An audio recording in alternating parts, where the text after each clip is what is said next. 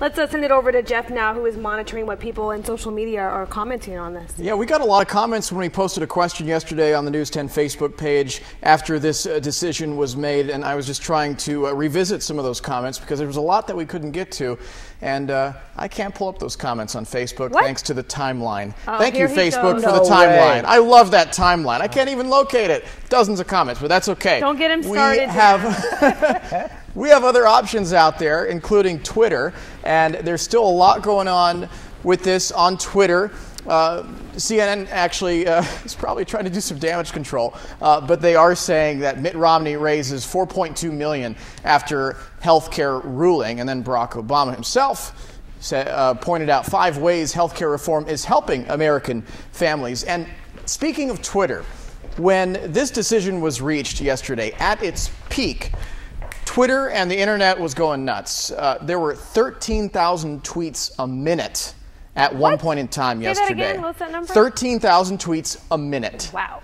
A lot of people were talking about this yesterday. Now, I mentioned CNN. Yes. And I'm a history buff, okay? I'm big on history. November 3rd, 1948, I would hope that most media outlets would learn from the Chicago Tribune's mistake, this egregious error made during the 1948 presidential election. This was an upset. Harry Truman, they assumed that he was going to get beat by the then governor of New York, Thomas Dewey. It didn't happen. No. Truman won, and after his victory, he held up that newspaper. It is now a famous, well-known photo, and it's been a PR disaster for the Chicago Tribune ever since. There's no way that could happen again in this day and age. There's no way that would happen in 2012 with how the fact-checking and the double-checking that the media does. No, it did happen, and it happened with CNN and Fox, and I really wish this actually happened. This is a Photoshop of President Obama holding up an iPad with CNN's mistake that they made. Fox made the mistake as well. They jumped on it too quick, and they assumed that this was shot down. Well, it wasn't. And you see the headline there when CNN came across with breaking news, mandate struck down, and you have President Obama holding it up there. Well, you know, it's safe to say going into the decision before it was announced yesterday that it was a heavy favorite that it was going to be struck down. I mean, the odds were probably, I don't know, 3-1, 4-1. So it was a huge surprise. Right. And you got to believe, though, just as we would do, you have both ready. You have both banners ready, meaning the words that are going to come across, you have both ready. You just, the rush to be first. The rush to be first really is hurting the media business altogether. I'm not a big fan of it. To me, it's more important to be quick but accurate. Right. And I wish everyone would kind of follow that. What do you do, though, Jeff, now? Damage control. Do you just ignore it? If you're Fox and CNN, I've seen other networks, ABC talk about it, MSNBC talk about it, but I haven't yet heard CNN or Fox News discuss I think behind the scenes, you locate and target the people responsible for that error, and you take actions appropriately. And I think because this has become so public, you do have to respond in some way. You do have to be honest on there. Look, we made a mistake. You know, we jumped on it too quick. And I hope they do that. And you know what? If this actually happened, President Obama wouldn't be holding up an iPad showing CNN's headline. He'd be showing Fox's headline. Because as I mentioned, Fox got it wrong too. And, you know, those two. Well, Jimmy Fallon had a line about CNN. He was saying, you know, they were embarrassed and they said, oh, but thank goodness nobody watches us. Right. Exactly. I don't know that that's true. Yeah. A lot of jokes. One other video that's trending out there, I want to get to it real quick. Speed traps. A lot of people aren't big fans of them, right? Right. One woman in Houston decided to take it into her own hands. Check it out. So here's what she did. She was riding by on her bicycle. She noticed Houston police were doing the speed trap. She held a sign up that said speed trap, and she said she was standing on the sidewalk warning these drivers. This is a video that's trending out there and getting a lot of hits. There she goes on her bicycle. Well, she took video of them doing the speed trap. She went and made her own cardboard sign, was warning the drivers, holding it on the sidewalk there, and a police officer came up. She says that he illegally searched her backpack without her consent. This is the Houston Police Department responding to this, saying that she was actually standing in the street. So she was cited for standing in the street.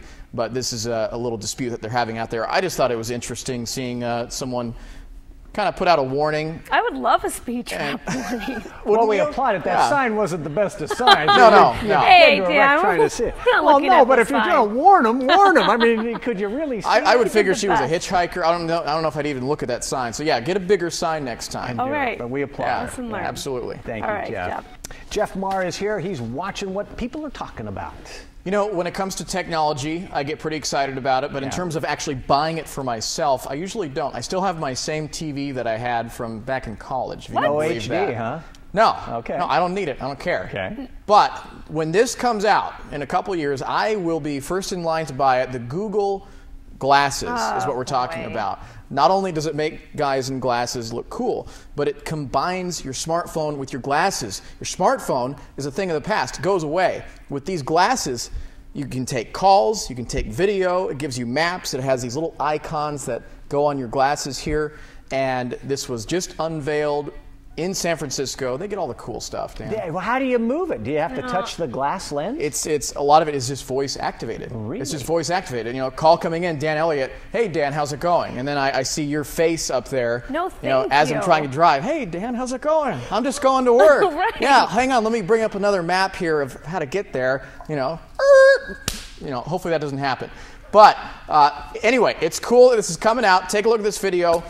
This was unveiled at the Google I/O conference in 2012, and these guys know how to make an entrance. They started off flying over San Francisco wearing these Google goggles, and they jumped out in these wingsuits, and they are aiming to land on the convention center itself. Meanwhile, all these people are gathered in the convention center. They're watching a live feed of this.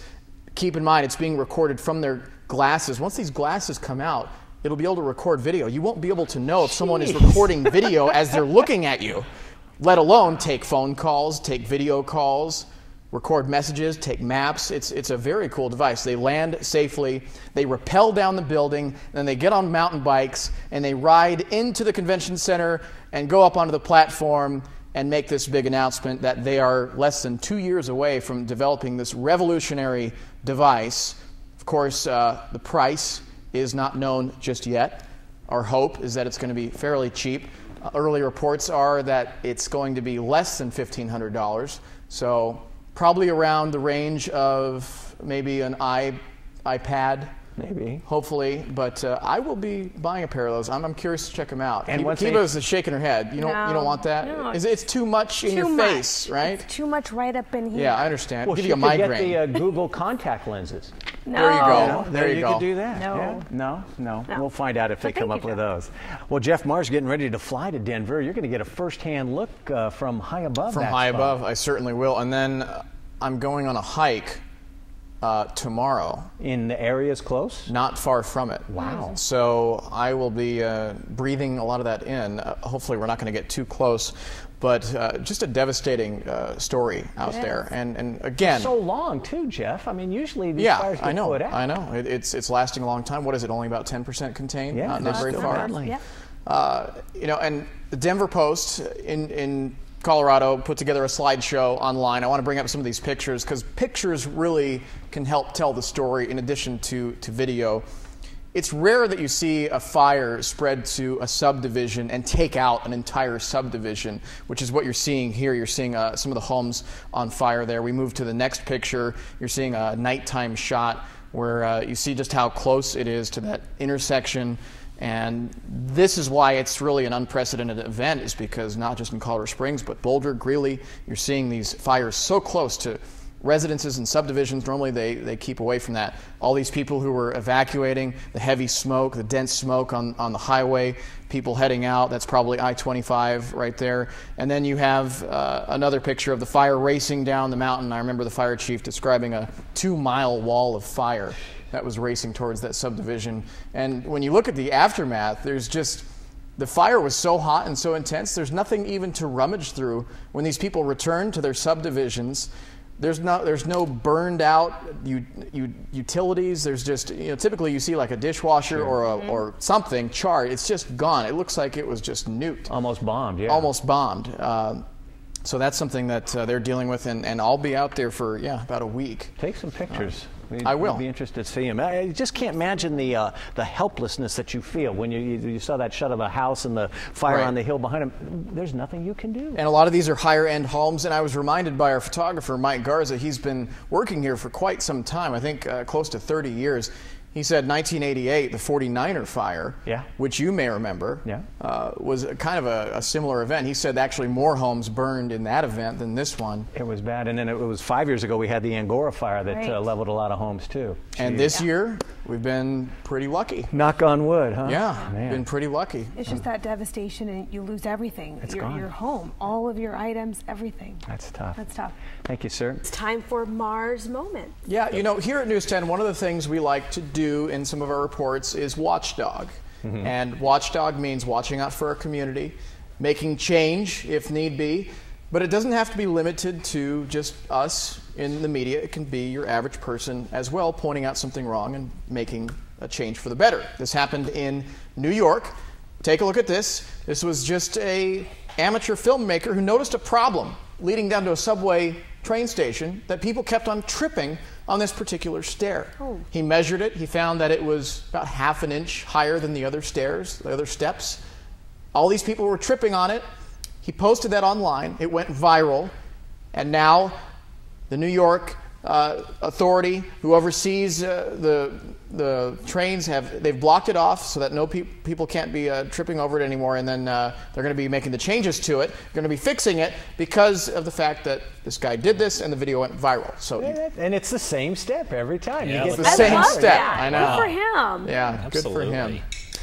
Looking at some other videos that are trending out there, you know, there comes a time in every man's life when they want a crotch rocket. I've gone through that phase. What? Isn't it true? What is it? I mean, a crotch rocket. You go by the sound of it. A motorcycle. A fast bike, motorcycle. A bike, sure. Yeah. Okay. Did you know that? Well, I did. Yeah. Okay. Well, I didn't know. Yeah. I didn't know. I'm sorry. I didn't know. I thought I knew what he was talking about. I didn't know. I had to explain that one. But all right. So look at this. This would make me not want